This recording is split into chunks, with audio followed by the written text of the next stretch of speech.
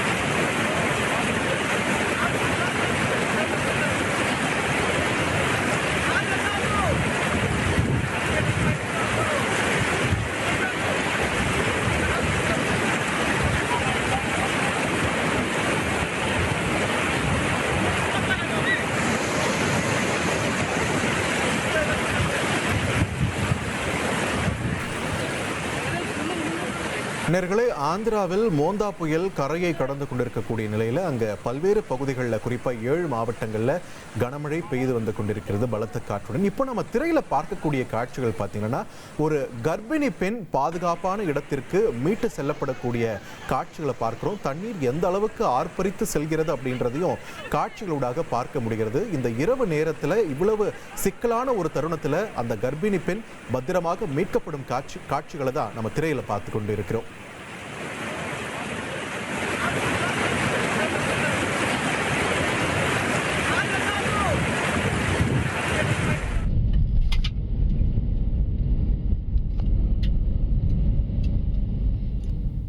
ஆந்திராவில் மோந்தா புயல் கரையை கடந்து வரும் நிலையில் அங்குள்ள சூழல் என்ன, பாதிப்புகள் எந்த அளவில் இருக்கின்றன என்பது குறித்தான விரிவான தகவல்களுடன் இணைகிறார் எமது செய்தியாளர் பாரதிராஜா. பாரதிராஜா, ஆந்திராவில் உள்ள நிலவரம் குறித்து நமக்கு கிடைத்திருக்கக்கூடிய தகவல்கள் என்னென்ன விரிவா பதிவு பண்ணுங்க.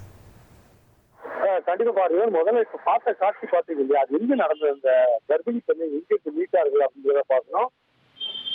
கல்லூரி மாவட்டத்தில் விஜயாலவாடா அப்படிங்கிற கிராமத்துல தான் அந்த பெண் மீட்கப்பட்டிருக்காரு. அவர் அங்கு கர்ப்பிணி பெண், 8 மாத கர்ப்பிணி அப்படின்னு சொல்லப்படுது. அவரை அங்கு மழை காரணமாக அந்த கிராமத்திற்கு திடீரென ஒரு வலி ஏற்பட்டிருக்கிறது. அந்த கிராமத்துக்கு 108 ஆம்புலன்ஸ் செல்ல முடியாததால் அங்கு என்டிஆர்எஃப் படையினர் மற்றும் உள்ளூர் தீயணைப்பு படையினர் சேர்ந்து அவரை மீட்டிருக்கார்கள். அந்த காட்சியை நம்ம சற்று நேரத்துக்கு முன் திரையில பார்த்தோம். இது மட்டும் இல்லைங்க, இது போன்ற பல நிகழ்வுகள் அங்க தொடர்ந்து நடந்துட்டு இருக்கு. இதுக்கு காரணம் என்னன்னு கேட்டீங்கன்னா, 9 மாவட்டங்களுக்கு, ஆந்திர பிரதேசத்தை பொறுத்த பார்த்தீங்கன்னா 9 மாவட்டங்களுக்கு முழுமையான ரெட் அலர்ட் விதிக்கப்பட்டிருக்கு. குறிப்பா கடலோர பகுதிகளில் இருக்கிற அந்த கிராமங்கள் அனைத்துமே காலி செய்யப்பட்டு 555 நிவாரண மையங்கள் அமைக்கப்பட்டு அங்கு தங்க வைக்கப்பட்டார்கள். அவருக்கு தேவையான அனைத்து வசதிகளும் செய்யப்பட்டாலும் கூட இந்த புயல் கடக்கக்கூடிய பகுதியாக அந்த மச்சிலிப்பட்டினம், கலிங்கப்பட்டினம், அதே போல காக்கிநாடாவை ஒட்டிய பகுதியில் தான் இது இருக்கு. இந்த பகுதிகளில் எல்லாம் மின்சாரம் முழுமையாக துண்டிக்கப்பட்டிருப்பதாக இப்போது அந்த தகவல் வருகிறது. அது மட்டும் இல்ல, அங்கு உள்ளூர்ல சம்பவ இடத்துல இருக்கக்கூடிய மக்கள் கூட இதான் சொல்றாங்க, எங்களால வெளியே போக முடியல, பவர் இல்லை, அதே போல காற்று வேகமாக இருக்கிறது அப்படிங்கிற விஷயத்துல பதிவு செய்யறாங்க. மழையின் அளவும் அதே போல வேகமாக இருக்கிறது. இதெல்லாம் ஒரு புறம் இருந்தாலும் கூட அரசு எடுக்கக்கூடிய முன்னெச்சரிக்கை நடவடிக்கைகள் அதெல்லாம் இப்ப தப்புக்குள்ள அடங்குமா அப்படின்னா கிடையாதுன்னு தான் சொல்லுவேன். ஏன்னா அவங்களுடைய நிலைமையின் தீவிரம், காற்றின் வேகம் கிட்டத்தட்ட 100 கிலோமீட்டருக்கு மேல் வீசி வருவதாக சொல்கிறார்கள். மக்கள் யாருமே வெளியே நடமாடல. ஏற்கனவே ஆந்திர மாநில அரசு சார்பில் 7 மாவட்டங்கள்ல நெடுஞ்சாலைகள்ல எந்த வாகனமும் பயணிக்க கூடாது, பொதுமக்கள் வாகனம் அப்படின்னு தெளிவா அறிவிக்கப்பட்டிருக்கிறது. 8:30 மணிலிருந்து காலையில் 6 மணி வரைக்கும் எந்த வாகனமும் பயணிக்க கூடாது என்பதெல்லாம் ஏற்கனவே அறிவிக்கப்பட்டிருக்கிறது. இந்த நிலையில பாத்தீங்கன்னா, விசாகப்பட்டினம் வரக்கூடிய அரக்கூர் ரயில்வே பாதையில மண் சரிவு ஏற்பட்டிருக்கிறது. இதனால் ரயில் சேவை பெரிதும் பாதிக்கப்பட்டிருக்கிறது. இது தொடர்பாக மத்திய ரயில்வே அமைச்சர் அஸ்வினி வைஷ்ணவ் 2 மாநில முதல்வர்களுடன் பேசியிருப்பதாகவும் அவர் தனது எக்ஸ் இதெல்லாம் ஒரு புறம். இது வந்து தொடக்கம் மட்டும்தாங்க. ஏன்னா புயல் கரையை கடக்க ஆரம்பிச்சு கிட்டத்தட்ட 1 மணி நேரம் தான் தாண்டிச்சு. இந்த புயல் முழுவதுமாக கரையை கடக்க 3 to 4 மணி நேரம் ஆகும் அப்படின்னு சொல்லப்பட்டிருக்கு. இந்த கரையை கடந்து விட்டால் பாதிப்பு நின்று விடுமா அப்படின்னா கிடையாது. அது தாண்டியும் பாதிப்புகள் இருக்கலாம். என்றால் கரையை கடந்த பிறகும் அவனுடைய தாக்கம் என்பது தொடர்ந்து இருக்கும் சில மணி நேரங்களுக்கு அப்படின்னு வானிலை ஆய்வு மையம் அறிவித்திருக்கிறது.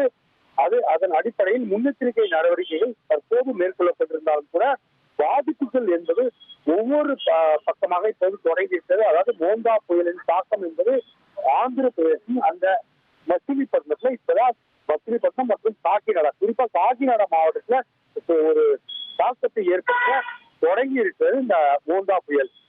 பல இடங்கள்ல மின்கம்பங்கள் சரிந்திருக்கிறதா நமக்கு தகவல் வந்துருக்கு. ஏற்கனவே முன்னெச்சரிக்கை நடவடிக்கையா மின்சாரம் துண்டிக்கப்பட்டாலும் கூட இந்த மின்கம்பங்கள் சரிவு, மரங்கள் முறிந்து விழுந்து வாகனங்கள் சேதம் அப்படின்றது தொடர்ந்து பதிவாகி வருகிறது. இந்த காட்சிகள் எல்லாம் இரவு நேரம் என்பதால் நம்மால முழுசா பதிவு செய்ய முடியல. ஆனால் தாக்கம் என்பது தற்போது தாக்கம் என்பது மிக தீவிரமாக நாம பார்த்து வர்றோம். அந்த காட்சியில் கூட இப்ப பார்க்கலாம். மாலை 5 மணிக்கே அந்த அலைகளின் கடலை ஒட்டிய பகுதிகளில் கடலின் அலை வேகம், கடலின் சீற்றம் அதெல்லாம் அதிகமா இருந்தது. கடலை ஒட்டிய பகுதிகளில் மண் அரிப்பு அந்த விஷயங்கள்லாம் கூட நம்ம மாலையில பார்த்தோம். ஆனா இப்ப நிலைமையே வேற. ஏன்னா காற்றின் வேகம் 90-100 கிலோமீட்டர் வீசிட்டு இருக்கு. இன்னும் அரை மணி நேரம் அல்லது 1 மணி நேரம் அந்த நிலைமையில பாத்தீங்கன்னா காற்றின் வேகம் அதிகபட்சமாக 100 to 110 கிலோமீட்டர் வரை வீச வாய்ப்பு இருப்பதாக வானிலை ஆய்வு மையமானது தெரிவித்திருக்கிறது. முன்னெச்சரிக்கை நடவடிக்கை அனைத்துமே மேற்கொள்ளப்பட்டது. இருப்பினும் பாதிப்பு என்பது பொதுமக்களுக்கு பாதிப்பை ஏற்படுத்தவில்லை என்றாலும் கூட பொது சொத்துக்களுக்கு, குறிப்பாக மரங்கள் முறிந்து விழுவது, அதே போல மின்கம்பங்கள் சேதம், டிரான்ஸ்பார்மர்கள் சேதம், இது போன்ற பாதிப்புகள் தொடர்ந்து ஏற்படுவதாக அந்த தகவல்கள் தெரிவிக்கின்றன. இந்த நிலையில மாவட்ட நிர்வாகம் சார்ந்த இங்கெல்லாம் இப்போதே நிலைமையை சரி செய்ய முடியுமோ அந்த மரம் முறிந்து விழுந்த பகுதிகள் அகற்றும் பணிகள் இதெல்லாம் எங்கெல்லாம் சரி செய்ய முடியுமோ அதெல்லாம் துரிதமா மேற்கொண்டு வராங்க. இந்த பணியில தேசிய பேரிடர் மீட்பு படைகள் மட்டும் இல்லைங்க, மாநில பேரிடர் மீட்பு படைகளும் தொடர்ந்து ஈடுபட்டு வராங்க. இதை தாண்டி வாலண்டியர் அவங்களும் ஈடுபடுத்தப்பட்டிருக்காங்க. ஒட்டுமொத்தமா 7 டிஸ்ட்ரிக்ட்ல ஹை அலர்ட்னாலும் கூட 9 டிஸ்ட்ரிக்ட் இருக்கு. அதாவது ஆந்திராவை பொறுத்த மட்டும் 9 டிஸ்ட்ரிக்ட் இருக்கு. ரெட் அலர்ட் எச்சரிக்கை விடப்பட்டிருக்கு. இந்த 9 டிஸ்ட்ரிக்டுமே ஹை அலர்ட்டா இருக்கு. இது ஆந்திரால அந்த அளவு அப்படின்னா அப்படியே தாண்டி ஒடிசா, ஏன்னா ஆந்திராவை ஒட்டி இருக்கக்கூடிய மாநிலம் ஒடிசா. ஒடிசாலையும் இந்த புயலின் தாக்கம் இருக்கும் அப்படின்னு சொல்லப்பட்டிருக்கு. அங்கேயும் முன்னெச்சரிக்கை நடவடிக்கைகள் மேற்கொள்ளப்பட்டிருக்கு. ஆனால் இந்த புயலின் தாக்கம் பெரும்பாலும் ஆந்திராவின் காக்கிநாடாவில் இருக்கும். காக்கிநாடா அதை ஒட்டி இருக்கக்கூடிய மாவட்டங்கள் இருக்கும் அப்படின்னு சொல்லப்பட்டிருக்கிறதுனால அங்க என்னென்ன மாதிரியான விஷயங்கள் மேற்கொள்ளப்பட்டிருக்கிறது, ஏற்கனவே முன்னெச்சரிக்கை நடவடிக்கைகள் எடுத்திருந்தாலும் கூட பாதிப்புகள் எங்கெல்லாம் ஏற்படும் தடுத்திருப்பாங்க இல்லையா, அந்த ஏரியாக்கள்ல இந்த நிவாரண பணியில் ஈடுபடக்கூடிய அந்த படையினர் ஈடுபட்டிருக்காங்க. இப்ப முதற்கட்டமா காற்று அதிகமா வீசுறதுனால தற்போது யாருமே மக்கள் வெளியே வர வேண்டாம் அப்படின்னு சொல்லப்பட்டிருக்கு. நன்றி பாரதிராஜா, உங்களுடைய விரிவான தகவல்களுக்கு. இனி செல்லும் இடமெல்லாம் செய்தி. தந்தை டிவியின் வாட்ஸ்அப் சேனலை ஃபாலோ பண்ணினா செல்ல இருக்கும் இடமெல்லாம் செய்தி. இதோ QR கோட் இப்பவே ஸ்கேன் பண்ணுங்க, ஃபாலோ பண்ணுங்க.